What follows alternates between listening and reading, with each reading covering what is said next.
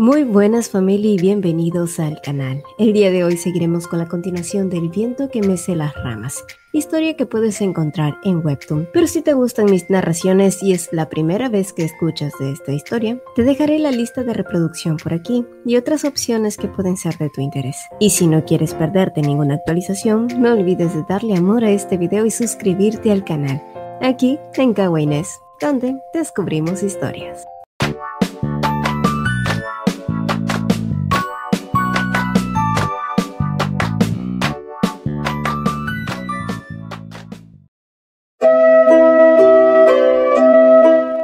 Para mi querida y silenciosa Rieta. Prometieron que escribirían, pero ninguno ha cumplido. ¿Acaso están demasiado felices y enamorados en su matrimonio como para preocuparse? Siento que pasó un siglo desde que tuve noticias de ustedes. Sé también que hay menos viajeros desde la peste y que puede ser difícil hacer llegar una carta. ¿Te encuentras bien, Rieta? Reclutaron sacerdotes para combatir la peste en Los Sánchez y ofrecí mis servicios, pero me rechazaron. Solo envían sacerdotes capaces de purificaciones y otras habilidades. Me temo que nunca seré una sacerdotisa de bendiciones, así que nunca podré irme de este lugar. Qué ingenua de mi parte creer que al convertirme en sacerdotisa llevaría una vida de peregrinaje como la Santa Tania. Pero como un encargo oficial y un peregrinaje requieren que te asignen un caballero para viajar, ninguna de esas cosas son fáciles de conseguir, en especial para alguien con habilidades sagradas tan mediocres como las mías. Pero espero que Jade y tú se encuentren bien. Tengo mucha curiosidad por la hija que mencionaste en tus cartas. Tenía deseos de conocerla antes de que creciera, pero no salgo de mi asombro al saber que ya puede hablar. Estaba segura de que tendría la oportunidad de visitarte pronto cuando supe que ibas a tener una hija. Jamás imaginé que estaríamos separadas durante tanto tiempo. También te envío un par de botitas para tu hija. Espero que se ajusten bien a una niña de 3 años. Las hice un poco más grandes, ya sabes, porque los niños crecen muy rápido. Por favor, cuéntale sobre la tía Nice y saluda a Jay de mi parte. Tengo muchas ganas de verlos a todos. Queridísima Rieta, espero que te encuentres bien. Pasó tanto tiempo desde que tuve noticias tuyas que empecé a preocuparme. Oí noticias de la peste de Cevita. Me gustaría saber cómo estás, querida amiga mía. También me llegaron otras noticias extrañas de que ya no estás en Cevitas. Pero no temas. Le dije al mensajero que debe estar equivocado. Sé que debe tratarse de una confusión. No creo que sea gran cosa. No le prestes atención. Todo estará aclarado cuando recibas esta carta. Esperaré tu respuesta. Por favor, avísame si estás en problemas. Pase lo que pase, siempre estaré a tu lado. Aunque estemos alejadas, mi corazón siempre te acompañará. Tu querida amiga, Anais. Rieta se quedó allí parada por un momento, incapaz de soltar las cartas con manos ligeramente temblorosas. Lágrimas rodaron por sus mejillas, cayendo sobre el nombre de su preciada amiga Anais. Tragar saliva se volvió difícil. Sintiendo su garganta obstruida, trató de tomar respiraciones hondas mientras se limpiaba el rostro con el dorso de las manos. Pero finalmente, terminó derrumbándose y rompió en llanto. Un poco más allá, inclinado sobre la puerta bien cerrada, Killian escuchó en silencio los sollozos ahogados de Rieta. Él supo desde el momento en que leyó esas cartas que el corazón de Rieta pesaría. Sabía que no había nada que él pudiera hacer en esos momentos para consolarla. Adele. Si estuviese viva en algún lugar, ojalá y hubiese alguna señal. Adele. Aquel nombre se repitió en su mente una y otra vez. Aquella niña que nunca había visto en su vida.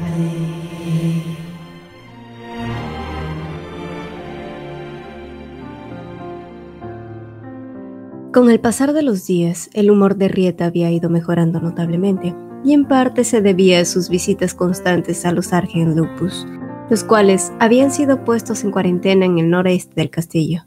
Killian no solo había dado órdenes de que cuidaran diligentemente a la madre y a la cría, sino que también le permitieran el acceso libre únicamente a Rieta, sobre todo al ver que ella se sentía bien tras cada visita.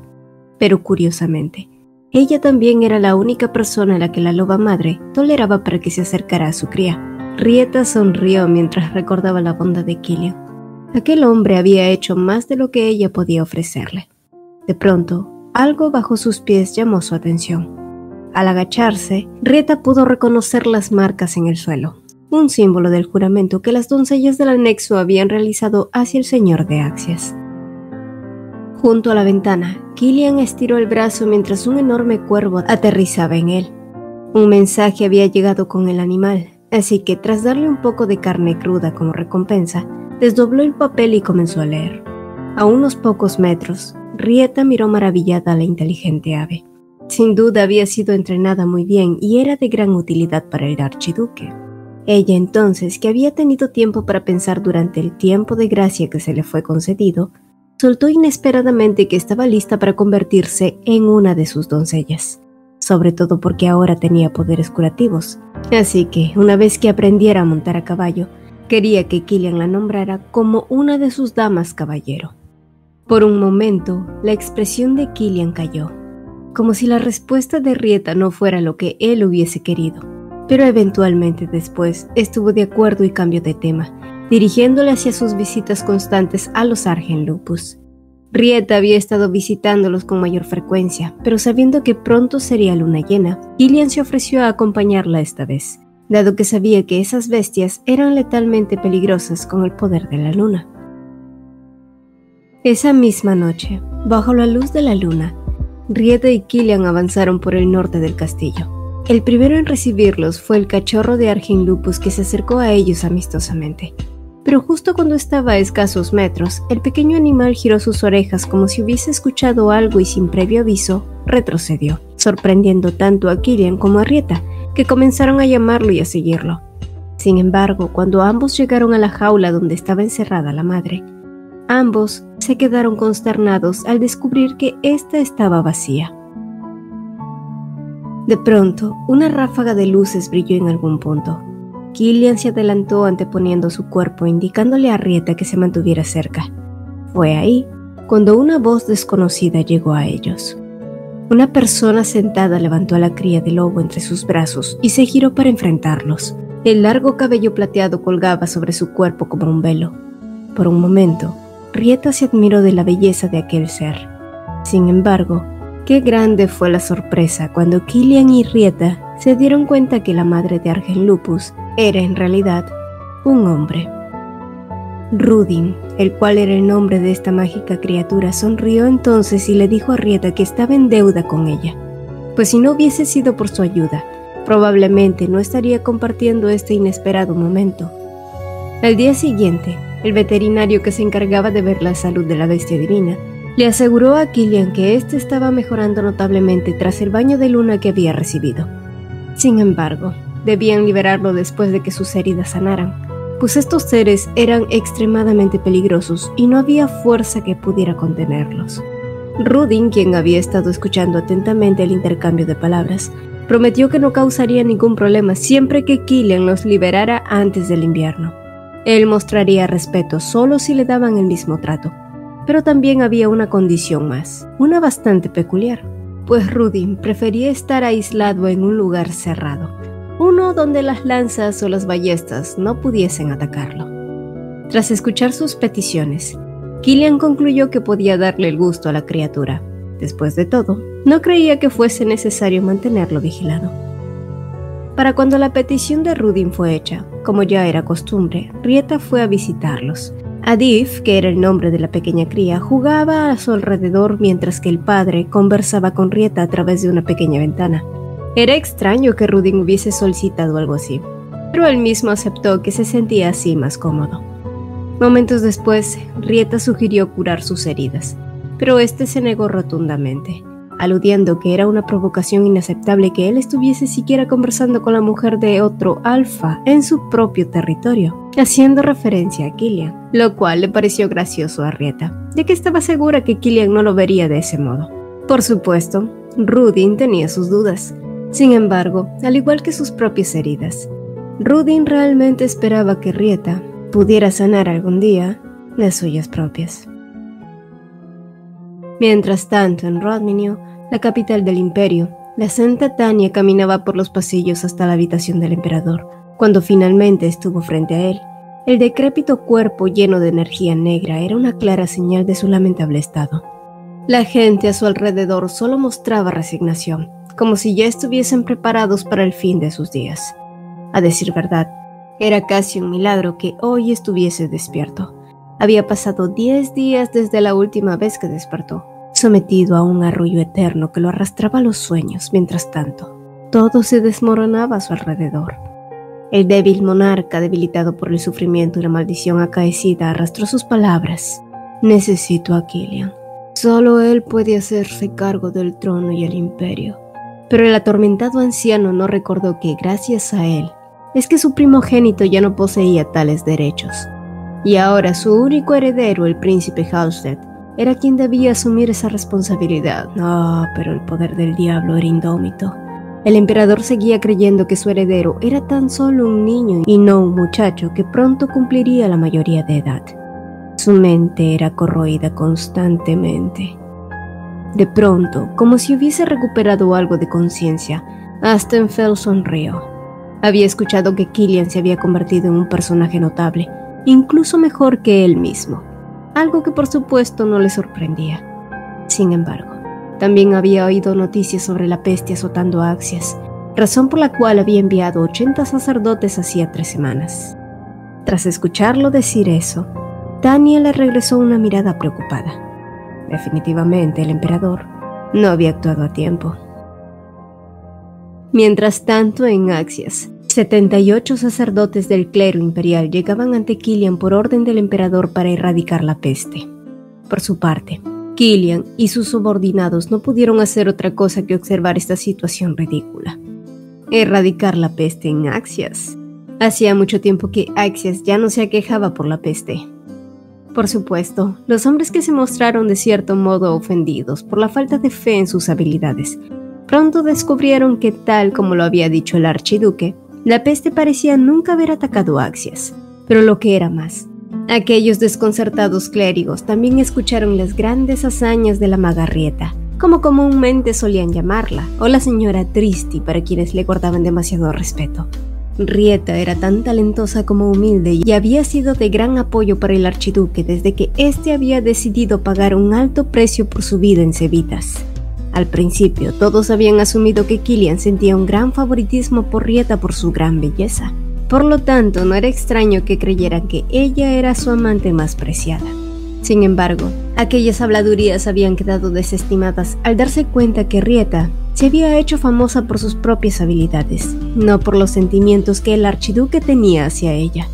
Ciertamente, era una grata noticia saber que el archiduque de Axias contaba con una adorable compañía a su lado. Después de todo, se sabía que incluso ella tenía sus aposentos al lado de los del archiduque.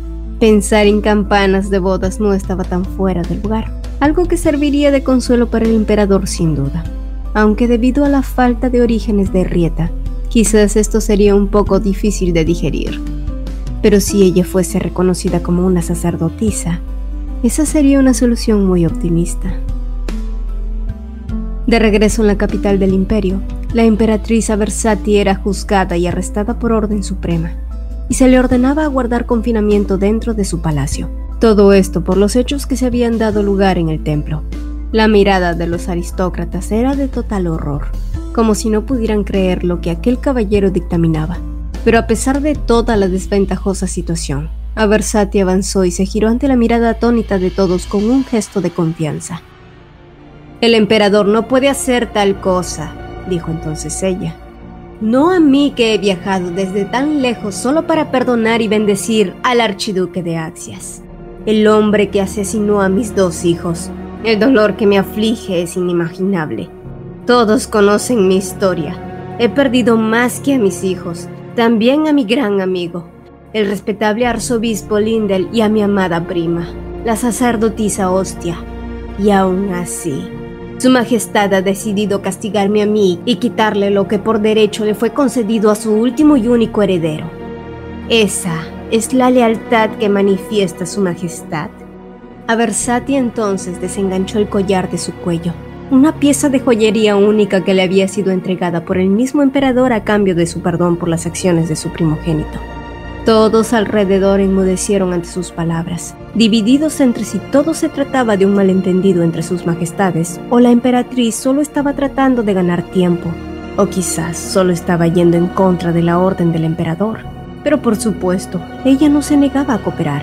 Juntando las manos como si hiciera una plegaria, declaró que su último deseo antes de su confinamiento era poder brindar una oración por el destino del imperio.